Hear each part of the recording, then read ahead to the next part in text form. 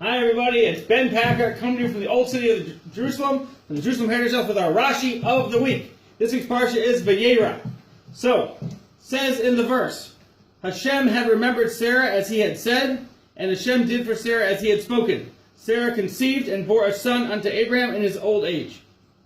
Okay, Rashi says, Hashem had remembered Sarah. The Torah put this passage next to the incident of Avimelech, which we'll explain in a second, to teach you that whoever seeks mercy by praying for his friend, and he himself, the one praying, needs the same thing, for which he is praying for on behalf of his friend, he, the one praying, is answered first.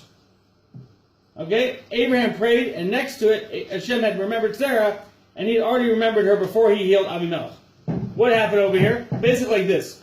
Abraham and Sarah went down and lived with this guy Avimelech, right? The king Avimelech. Avimelech took Sarah, because he thought it was Abraham's sister. Right? Remember that story? Right? So, God punishes Avimelech by making it so that he can't engage in reproduction, among other things. And so, when the matter is cleared up and Sarah is returned to Abraham, Abraham prays that Avimelech will be healed. Okay? And by doing so, by praying for Avimelech, God answers first for Sarah to be able to reproduce. So Sarah gets pregnant because Abraham prayed for Avimelech. Right? So we have this concept in Judaism that Rashi is explaining to us, that if you pray for somebody else who has the same situation that you have, then you will be answered first. It's kind of a very clever way of doing it, right?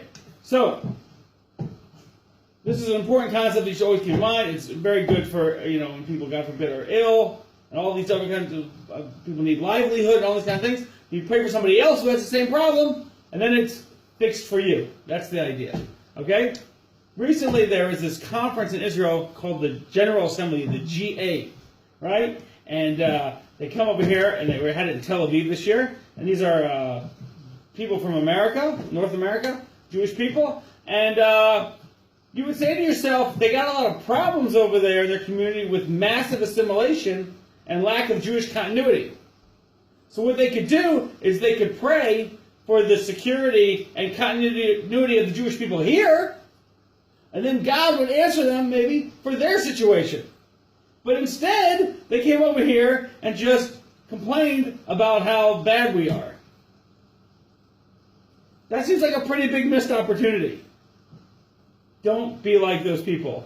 That is not a good idea.